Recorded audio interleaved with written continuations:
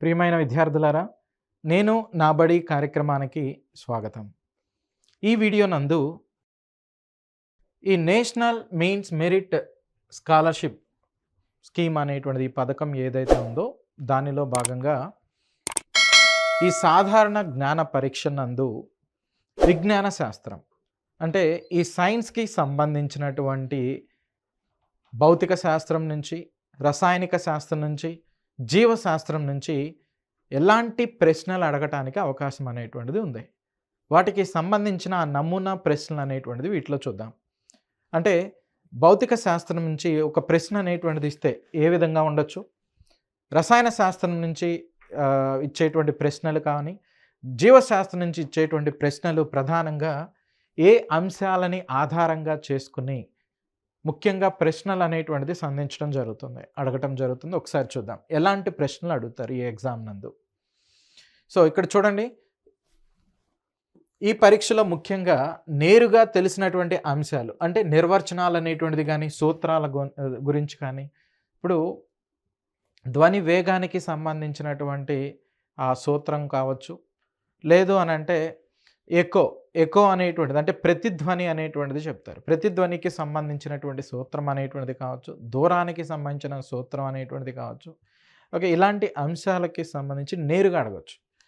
లేదంటే వాటికి సంబంధించిన నిర్వచనాల మీద కూడా నేరుగా ప్రశ్నలు అనేటువంటిది అడుగుతారు. రెండో రకం వచ్చి అనువర్తనాలు. అంటే ఇప్పుడు విటమిన్ సి అనేటువంటిది ఉంది. ఆ విటమిన్ సి అనేటువంటిది మనకి రావాలి అంటే, మన శరీరానికి అందాలి అంటే ఎటువంటి పదార్థాలని తీసుకోవాలి, ఆ పదార్థం ఏంటి, వాటికి సంబంధించినటువంటి అంశాలు ఏంటి. ఓకే, జీవశాస్త్రం నుంచి ఆ విధంగా తీసుకోవచ్చు. తర్వాత సూక్ష్మజీవుల నుంచి కలిగేటువంటి లాభాలు ఉంటాయి, నష్టాలు కూడా ఉంటాయి. ఆ లాభాలు ఏంటి అంటే వాటిని అనువర్తనాలు అనేటువంటిదిగా చెప్తారు. ఓకే, మరియు వాటితో పాటుగా నిత్య జీవితంలో జరిగేటువంటి అంశాలంటే సపోజ్ ఇప్పుడు నెయ్యి అనేటువంటి దాన్ని మనం ఎలా తయారు చేస్తాం? నెయ్యి అనేది వెన్న తీసుకుని దాన్ని వేడి చేస్తే మనకి నెయ్యి అనేటువంటిది వస్తుంది. ఓకే, పాల ఉత్పత్తుల్లో ఒక ఉత్పత్తే వెన్న అనమాట. ఈ వెన్నని వేడి చేస్తే నెయ్యి అనేటువంటిది వస్తుంది. వెన్నలో ఉండేటువంటి రసాయనం, నేతిలో ఉండేటువంటి రసాయనం రెండు ఒకటేనా? ఒకవేళ ఒకటేననుకోండి, అప్పుడు దాన్ని ఏమంటాం? భౌతిక మార్పు. ఓకే, లేదు వేరువేరుగా ఉన్నాయనుకోండి, దీనిలో ఉండేటువంటి రసాయన సమీకరణం, దీనిలో ఉండేటువంటి రసాయనిక సమీకరణం కానీ రసాయన సంకేతం అంటారు, ఆ ఫార్ములా ఏదైతే ఉందో ఆ ఫార్ములా రెండింటికి ఒకే విధంగా ఉందా, లేదంటే వేరువేరుగా ఉందా? ఒకే విధంగా ఉంటే భౌతిక మార్పు, వేరువేరుగా ఉంటే రసాయనిక మార్పు. అంటే నీకు భౌతిక మార్పు అంటే నిర్వచనం అనేటువంటిది తెలియాలి. ఆ భౌతిక మార్పుని నిత్య జీవితంలో ఎలాంటి అంశాల మీద వాటిని ప్రయోగించవచ్చు, వాటికి సంబంధించిన అంశాల మీద ప్రశ్నలు అనేటువంటిది అడగటం జరుగుతుంది. ఒక బంతిని తీసుకుని గోడకి వేసి కొట్టిన తర్వాత అది ఏమవుతుంది? గోడకి తగిలి మళ్ళీ వెనక్కి రావటం అనేటువంటిది జరుగుతుంది. అంటే ఇక్కడ నువ్వు ప్రయోగించినటువంటి ఆ బలం, ఓకే, సో బలానికి సంబంధించినటువంటి ఫార్ములా అనేది కావచ్చు, లేదంటే ఎంత బలాన్ని ప్రయోగిస్తే ఆ వస్తువు, మనం ప్రయోగించినటువంటి ఆ బంతి ఏదైతే ఉందో ఎంత వేగంతో నీకు మళ్ళీ వెనుక తిరిగి ప్రయాణం చేయటం అనేది జరిగింది. ఇటువంటి అనువర్తనాల మీద. తరువాత ఇప్పుడు అద్దం ముందు మనం నుంచున్నప్పుడు చూడండి, అద్దం ముందు నువ్వు నవ్వుతున్నప్పుడు నవ్వుతున్నట్టుగా కనిపిస్తావు, ఏడుస్తూ ఉంటే ఏడుస్తున్నట్టుగా కనిపిస్తావు. అదే దగ్గరగా వస్తున్నట్లయితే అద్దానికి దగ్గరగా ఇలా వస్తున్నావు. ఓకే, లేదు అని అంటే అద్దం నుంచి దూరంగా ఇలా వెళ్ళిపోతున్నావు. సో దగ్గరగా వచ్చినప్పుడు నీ యొక్క ప్రతిబింబం అనేటువంటిది ఎలా ఉంది, దూరంగా ఉన్నప్పుడు నీ ప్రతిబింబం ఎలా ఉంది. సో వాటిలో ఉన్నటువంటి ఆ దర్పణాల్లో ఉన్నటువంటి రకాలు అనేటువంటిది కావచ్చు. ఓకే, సో కాంతి పరావర్తనం యొక్క ధర్మాన్ని మన నిత్య జీవితంలో ఎక్కడ ఉపయోగిస్తున్నాం. సో తర్వాత కాంతి వక్రీభవనానికి సంబంధించినటువంటి ధర్మాన్ని నిత్య జీవితంలో ఎక్కడ ఉపయోగిస్తున్నాం. ఇలాంటి అంశాల మీద మనకి ప్రశ్నలు అనేటువంటిది ఇవ్వటం జరుగుతుంది. సో వాటినే ముఖ్యంగా మనం ఈ వీడియో ద్వారా చూడబోతున్నాం. సో నేను మీ లంకేశ్వరరావు. ఈ వీడియోలో ముఖ్యంగా మనం ఈ భౌతిక మరియు రసాయన మరియు జీవశాస్త్రానికి సంబంధించినటువంటి ఆ ప్రశ్నల సరళి గురించి చూద్దాం.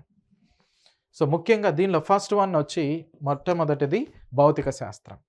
ఈ భౌతిక శాస్త్రానికి సంబంధించి ప్రశ్న అనేది ఇలా ఉండొచ్చు. ఒక వస్తువు 5 సెకన్లలో 100 మీటర్ల దూరం ప్రయాణిస్తే దాని వేగం ఎంత ఉంటుంది అని అడుగుతున్నారు. అంటే ఇక్కడ మనకిచ్చింది ఏంటి? కాలం. ఎంత ఇచ్చాడు కాలం అనేది? కాలం టీ అనేటువంటిది ఎంత ఇచ్చాడు? ఓకే. సో మోస్ట్లీ 5 సెకన్లు అనేటువంటిది ఇచ్చాడు. 5 సెకన్లు. ఓకే. 5 సెకన్లు సమయం అనేటువంటిది ఇవ్వటం జరిగింది. అదే ఎంత దూరం అనేటువంటిది ప్రయాణించిందంట ఆ వస్తువు అనేది? దూరం వచ్చేసరికి దూరం అంటే డిస్టెన్స్ అనేటువంటిది డి అనేటువంటిదిగా తీసుకుంటాం. ఎంత ఇచ్చారు మనకి? 100 మీటర్లు అనేటువంటిది ఇచ్చారు. 100 మీటర్లు. ఓకే. సో అయితే ఇక్కడ చూడండి, దాని వేగం ఎంత అని అడుగుతున్నారు. వేగం అనేటువంటిది అంటే ఈ వేగం అనేటువంటి అంశం సదిశా రాస అదిశా రాస?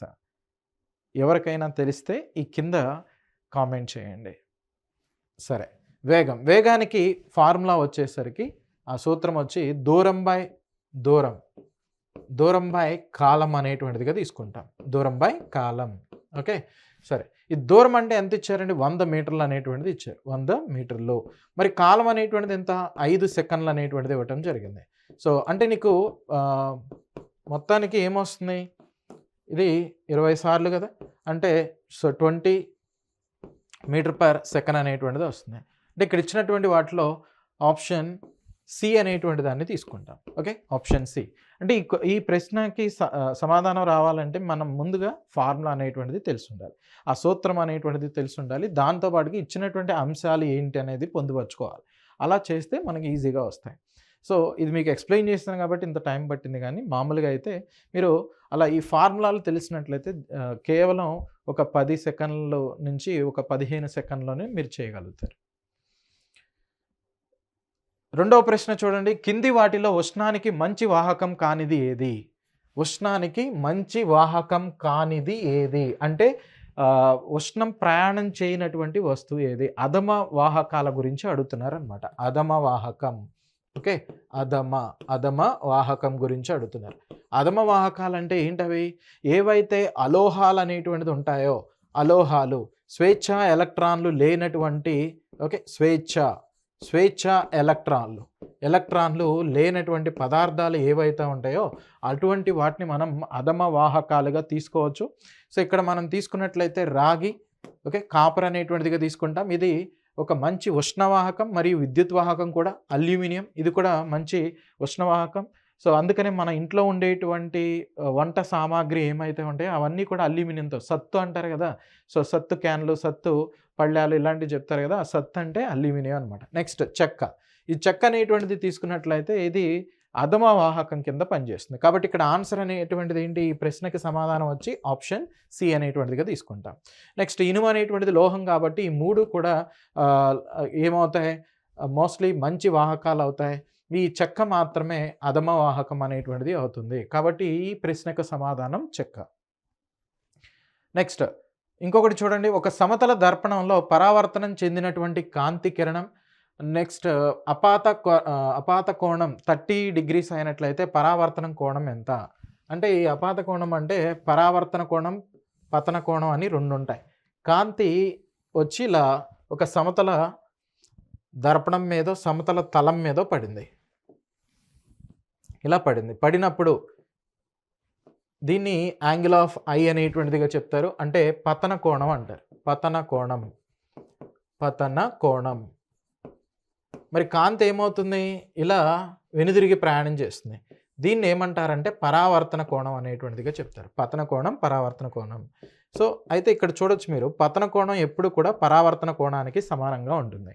కాంతి ఎంత కోణంతో అయితే ఒక సమతల వస్తువు మీద పడిందో అంతే కోణంతో మనకి ప్రతిబింబించడం అనేటువంటిది జరుగుతుంది. ఓకే, సో కాబట్టి ఇక్కడ ఏమిచ్చారు నీకు? పతన కోణం అనేటువంటిది 30 degrees ఇవ్వటం జరిగింది. మరి పరావర్తన కోణం కూడా ఏమవుతుంది? 30 degrees అవుతుంది. ఎందుకని? పతన కోణం ఈజ్ ఈక్వల్ టు పరావర్తన కోణం కాబట్టి ఈ ఫార్ములాని ఆధారంగా చేసుకుని మనం చెప్తాం. ఇది 30 degrees అనేటువంటిది ఉంటే ఇది కూడా ఎంత ఉండాలి? 30 degrees ఉండాలి. ఒకవేళ ఇది 45 degrees ఉంటే ఇది కూడా 45 degrees ఉండాలి. తర్వాత ప్రశ్న చూడండి, ఈ క్రింది వాటిలో విద్యుత్ సర్క్యూట్లో కరెంట్ని కొలవడానికి ఉపయోగించే పరికరం ఏది? ఇక్కడ వోల్ట్ మీటర్ అని ఇచ్చారు, ఆమ్మీటర్ అనేటువంటిది ఇచ్చారు, గాల్వానోమీటర్ ఇచ్చారు, ఓమ్ మీటర్ అనేటువంటిది ఇచ్చారు. సో ఈ వోల్ట్ మీటర్ అనేటువంటిది తీసుకున్నట్లయితే దీన్ని వేటికి వినియోగిస్తారు? వోల్ట్ మీటర్ ఇలాంటి వాటిని విద్యుత్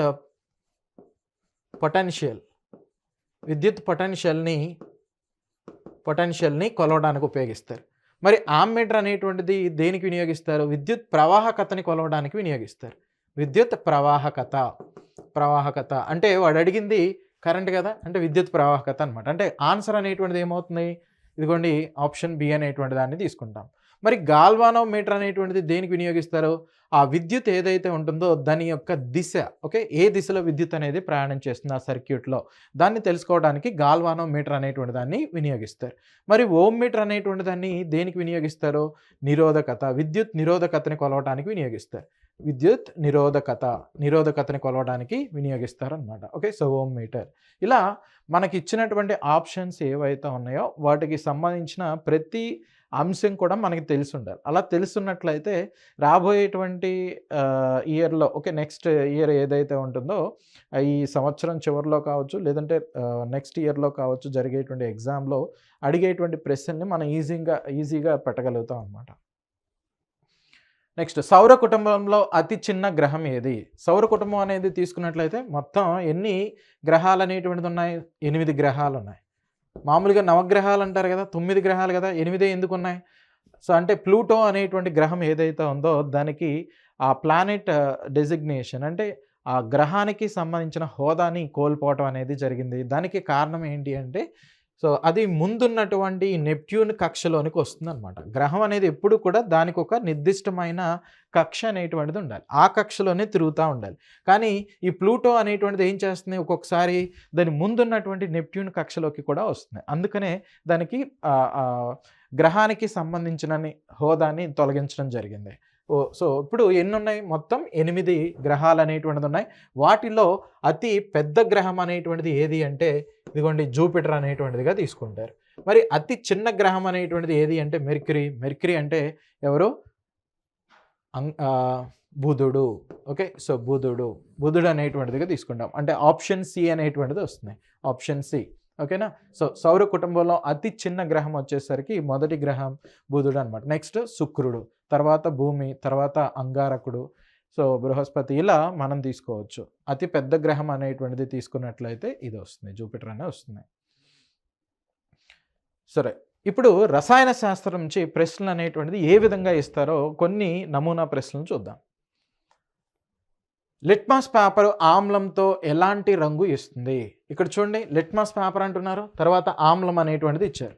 సో ఆమ్ల సమక్షంలో మనకి లిట్మస్ పేపర్ ఎన్ని రంగుల్లో ఉంటుంది?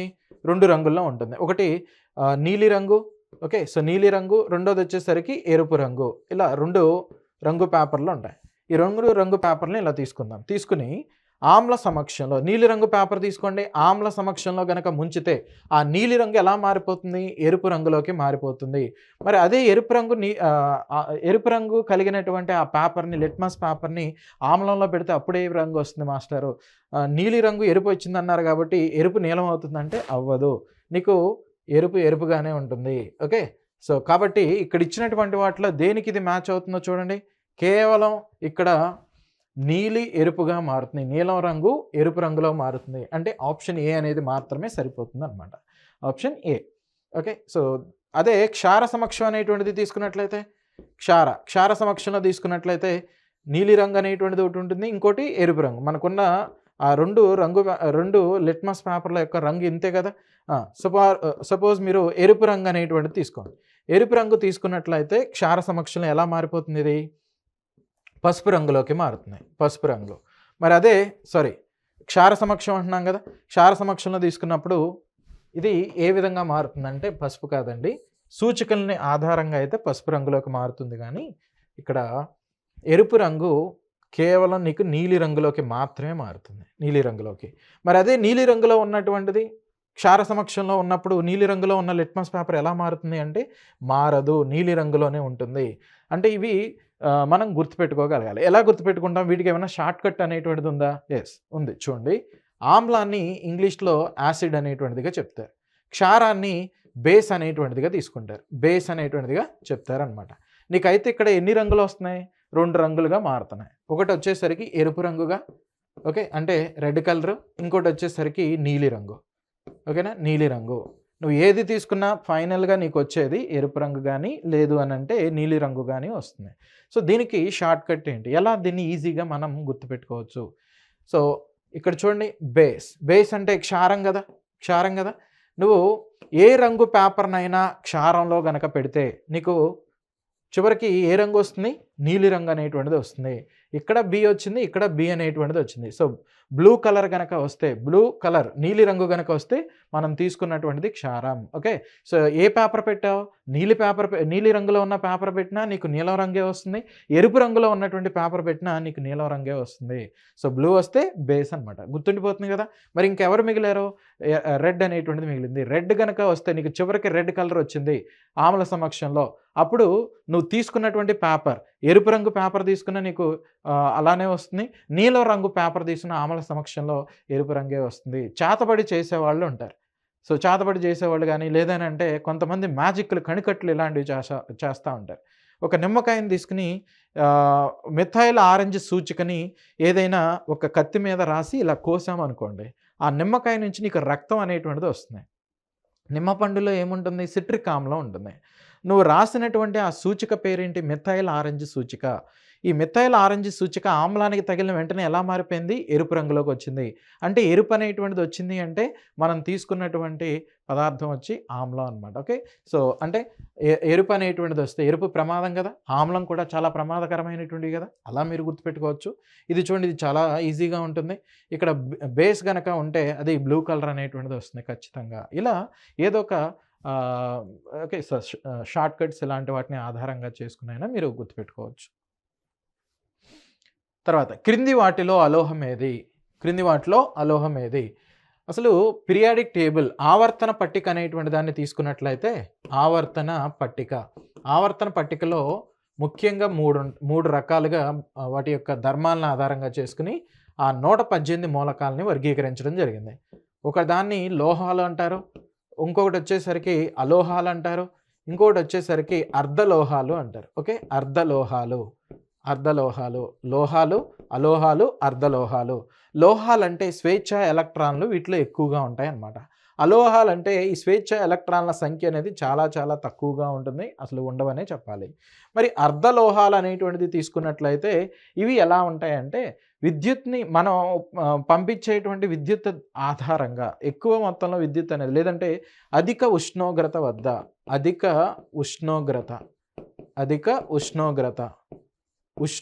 వద్ద దీనిలో స్వేచ్ఛ ఎలక్ట్రాన్లు వస్తాయి. అప్పుడు విద్యుత్ వాహక ధర్మాన్ని కలిగి ఉంటాయి. మామూలుగా అయితే ఇది విద్యుత్ వాహక ధర్మాన్ని కలిగి ఉండవు, కానీ అత్యధిక విద్యుత్ వద్ద మాత్రం విద్యుత్ వాహక ధర్మాన్ని కలిగి ఉంటాయి. విద్యుత్ వాహక అంటే విద్యుత్ అనేది ప్రయాణం చేస్తుంది అనమాట. మరి అదే అల్ప విద్యుత్ వద్ద, ఓకే, సో అల్ప విద్యుత్ వద్ద అల్ప ఉష్ణోగ్రత అండి, అల్ప ఉష్ణోగ్రత వద్ద విద్యుత్ బంధకం లాగా పనిచేస్తుంది, బంధకం లాగా పనిచేస్తుంది అనమాట. ఓకేనా, అటువంటి వాటిని అర్ధలోహాలు అంటారు. అయితే ఇక్కడ మనకి ఇచ్చినటువంటిది ఏంటిది? అలోహం. ఈ క్రింది వానిలో అలోహం ఏది అంటున్నాడు. సో చూడండి, ఇనుము, రాగి, సల్ఫరు, జింక్ అనేటువంటిది ఇచ్చారు.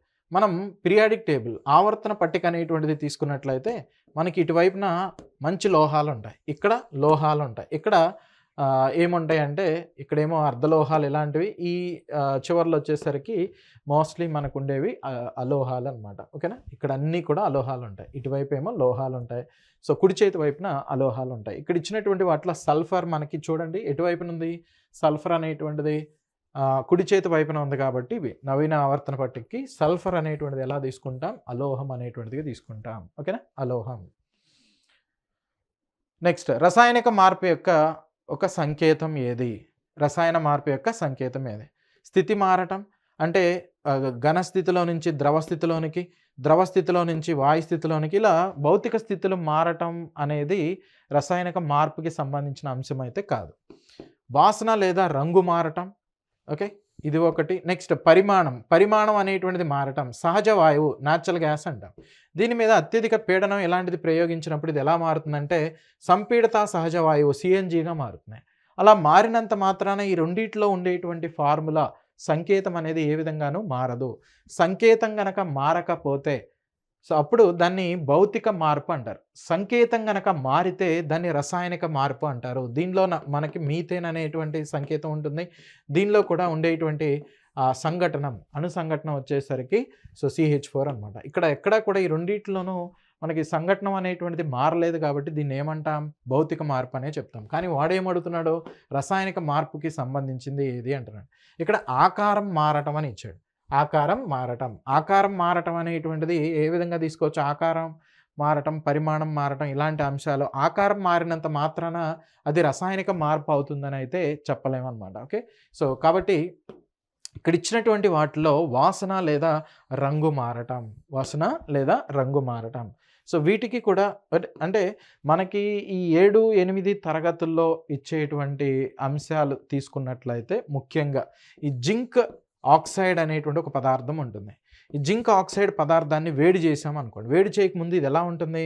సో తెలుపు రంగులో తెలుపుగా ఉంటుంది. అంటే రంగు అనేది ఉండదని చెప్తారు. తెలుపు అంటే రంగు లేదు అంటారు. వేడి చేసిన తర్వాత నీకు జింక్ ఆక్సైడే వస్తుంది.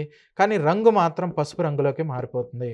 రంగు మారింది. రంగు మారినంత మాత్రాన మనకు ఖచ్చితంగా అది భౌతిక మార్పు లేదంటే రసాయనిక మార్పు ఏదని చెప్పాలి? రంగు మారింది కానీ ఫార్ములా మారలేదు కాబట్టి ఫార్ములాని ఆధారంగా చేసుకునే మనం భౌతిక మార్పు, రసాయనిక మార్పు అనేది చెప్తాం. భౌతిక మార్పు అంటే ఫార్ములా మారదు, రసాయనిక మార్పు అంటే మారుతుంది. మరి ఇక్కడ ఫార్ములా మారలేదు కదా, రంగు మారింది కదా. కాబట్టి ఈ ఎగ్జాంపుల్ ద్వారా ఇది అవుతుందా, రసాయనిక మార్పు అవుతుందంటే అవ్వదనే చెప్పాలి. అంటే ఇక్కడ చూడండి, మరి మాస్టరు ఇక్కడ ఆన్సర్ అనేటువంటిదే లేదు కదా. అంటే ఇలా కూడా మనకి క్వశ్చన్లు అనేటువంటిది, ప్రశ్నలు అనేటువంటిది అడగటానికి ఎప్పుడైనా అవకాశం అనేది ఉండొచ్చు. కానీ మీకు ఆ విషయ పరిజ్ఞానం అనేది ఎక్కువగా ఉన్నట్లయితే, అంత కాన్ఫిడెన్స్ లెవెల్ అనేటువంటిది ఉన్నట్లయితే, సో ఇక్కడ ఆన్సర్ అనేటువంటిది లేదు అని కూడా మనకి తెలిసిపోతుంది. ఓకే. ముఖ్యంగా ఇక్కడ కొంచెం మనం తీసుకోవటానికి అవకాశం ఉన్నటువంటిది ఈ ఆప్షన్ ఏదన్నా మార్చుకోవచ్చు. లేదు అని అంటే ఇదిగోండి ఆప్షన్ ఈ వాసన లేదా రంగు మారటం అనేటువంటిది ఏదైతే ఉందో ఈ ఎగ్జాంపుల్ ప్రకారం అయితే ఇది రసాయనిక మార్పు కాదు, భౌతిక మార్పు. కానీ కొన్ని కెమికల్స్ ఉంటాయి, వాటిని వేడి చేసినప్పుడు ఏమవుతాయంటే కలర్ అనేటువంటిది మారుతుంది, రంగు మారుతుంది, దాంతోపాటు ఫార్ములా కూడా మారిపోతుంది. ఇక్కడ నీకు ఫార్ములా కూడా మారితే, ఫార్ములా సంకేతం అనేటువంటిది కూడా మారితే, సంకేతము మారాలి, రంగు కూడా మారాలి. అప్పుడు మాత్రమే దాన్ని రసాయనిక మార్పు అంటావు. కేవలం రంగు మారితే దాన్ని అనలేవు. ఓకే. కాబట్టి ఈ అంశాన్ని మనం తీసుకోలేం. ఈ అంశాన్ని మారిస్తేనే ఇక్కడ సరిపోతుంది. ఇక్కడ ఫార్ములా మారితే, ఫార్ములా వేడి చేసినప్పుడు ఫార్ములా మారింది ఇలా ఇచ్చాడు అనుకుందాం. ఇలా ఇస్తే అప్పుడు మాత్రం ఆప్షన్ ఏ అనేటువంటిది అవుతుంది. లేకపోతే ఆప్షన్ ఏ అనేటువంటి దాన్ని మనం తీసుకోలేము. ఓకేనా. ఈ విధంగా ప్రశ్నలు అనేటువంటిది సంధించడం జరుగుతుంది. సో నెక్స్ట్ ఈ ప్రశ్న చూడండి. దహనం జరగడానికి అవసరమైన 3 అంశాలు ఏంటి? దహనం అంటే ఏదైనా మండించడానికి ఏమేం కావాలి? ఖచ్చితంగా ఆ ఇంధనం అనేటువంటిది కావాలి, ఆక్సిజన్ అనేటువంటిది కావాలి. ఆ దహనాన్ని ప్రేరేపించడానికి ముందు వెలిగించాలి కదా, ఆ మంట అనేటువంటిది కావాలి. కాబట్టి ఆప్షన్ బి అనేటువంటి దాన్ని తీసుకుంటాం. నీరు ఇలాంటివి ఉంటే మంట ఆరిపోతూ ఉంటుంది. తర్వాత పెట్రోలియం శుద్ధి చేయటంలో వేరు చేయబడే మొదటి ఉత్పన్నం ఏది? పెట్రోలియం నుంచి వాటి ఉత్పత్తులు అనేటువంటిది తీయటానికి అంశిక స్వేదనం, ఓకే, అంశిక స్వేదనం అనేటువంటి ప్రక్రియని వాడతారు. అంశిక స్వేదనం. ఓకే. సో దీనిలో మనకి రకరకాల ఉత్పత్తులు అనేటువంటిది వస్తాయి. ఆ ఉత్పత్తులన్నీ కూడా మనం ఇక్కడ చూడొచ్చు. సో అతి ప్రధానంగా వచ్చేటువంటి వాటిలో ప్రోపేన్ అనేటువంటిది కూడా ఉంటుంది. సో కాబట్టి ఇక్కడ ఆప్షన్ డి అనేటువంటిది తీసుకుందాం ఇక్కడ ఇచ్చినటువంటి ఆప్షన్స్ ప్రకారం. మరి అదే జీవశాస్త్రానికి సంబంధించి ప్రశ్నలు అనేటువంటిది ఎలా అడగొచ్చు? ఇక్కడ చూడండి, కిరణజన్య సంయోగ క్రియలో మొక్కలు ఉత్పత్తి చేసే వాయువు ఏది? అసలు కిరణజన్య సంయోగ క్రియ అంటే ఏంటి? మొక్కలు అనేది కార్బన్ డైఆక్సైడ్ని తీసుకుంటాయి, వాటితో పాటు నీటిని సంగ్రహించి కార్బోహైడ్రేట్లు మరియు ఆక్సిజన్ అనేటువంటి దాన్ని విడుదల చేస్తాయి అన్నమాట. సో కార్బోహైడ్రేట్లను ఉత్పత్తి చేస్తే ఆక్సిజన్ అనేటువంటి దాన్ని విడుదల చేస్తాయి. అంటే ఏ వాయువు అనేటువంటిది విడుదలవుతుంది? మనకి ఆక్సిజన్ అనేటువంటి వాయువు విడుదలవుతుంది. అంటే ఎలా తెలుస్తుంది? ఆ సమీకరణం అనేటువంటిది తెలియాలి. మొక్కలు కార్బన్ డైఆక్సైడ్ మరియు నీటిని సంగ్రహించి ఆక్సిజన్ని విడుదల చేస్తాయి అనేటువంటి అంశం తెలిస్తేనే నువ్వు పెట్టగలుగుతాం. మరి ఈ క్వశ్చన్ చూడండి, సేంద్రియ వ్యవసాయంలో ఉపయోగించే సహజ ఎరువు ఏది? ముఖ్యంగా సహజ ఎరువులు. సహజ ఎరువులంటే ఈ కంపోస్ట్ జీవ సంబంధిత వ్యర్థాల నుంచి మనం తయారు చేసేటువంటి ఎరువులు ఏవైతే ఉన్నాయో అవి సహజ ఎరువులు కదా! అంటే ఇది జీవ ఎరువు అనేటువంటిదిగా తీసుకుంటాం. కంపోస్ట్ ఆప్షన్ బి అనేటువంటిది అవుతుంది. యూరియా గాని డీఏపీ డై అమ్మోనియం ఫాస్ఫేట్ అంటారు. సూపర్ ఫాస్ఫేట్ అంటారు. ఇవన్నీ కూడా మనం కృత్రిమంగా తయారు చేసినవన్నమాట.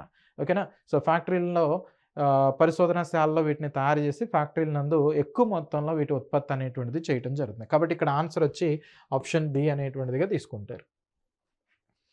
వ్యాధి నిరోధకత శక్తిని పెంచడానికి ఇచ్చేటువంటిది ఏది అని అడుగుతున్నారు. వ్యాధి నిరోధక శక్తి యాంటీబయాటిక్స్ అనేటువంటిది ఇచ్చారు. సో నెక్స్ట్ టీకాలు, యాంటీసెప్టిక్, యాంటీ హిస్టమైన్లు అనేటువంటిది ఇచ్చారు. సో ఇక్కడ ఇచ్చినటువంటి వాటిలో వ్యాధి నిరోధక శక్తి అంటే ఆ ఇమ్యూనిటీ పవర్ అనేటువంటిది పెరగటానికి ఎటువంటి కారకాలు అనేది ఇస్తారు? మనకు వివిధ రకాల టీకాలు అనేటువంటిది ఇవ్వటం జరుగుతుంది. ఓకే, వివిధ రకాల టీకాలు అనేటువంటిది ఇవ్వటం జరుగుతుంది. ఆ టీకాల ద్వారా మోస్ట్లీ వ్యాధి నిరోధక శక్తి అనేటువంటిది పెరగటం అబ్జర్వ్ చేయొచ్చు. ఓకే, మోస్ట్లీ వ్యాక్సిన్స్ ఇలాంటి వాటిని చెప్తాం. కాబట్టి ఇక్కడ ఇచ్చినటువంటి వాటిలో ఆప్షన్ సి అనేటువంటి దాన్ని మనం ఆప్షన్ బి అనేటువంటి దాన్ని తీసుకోవచ్చు.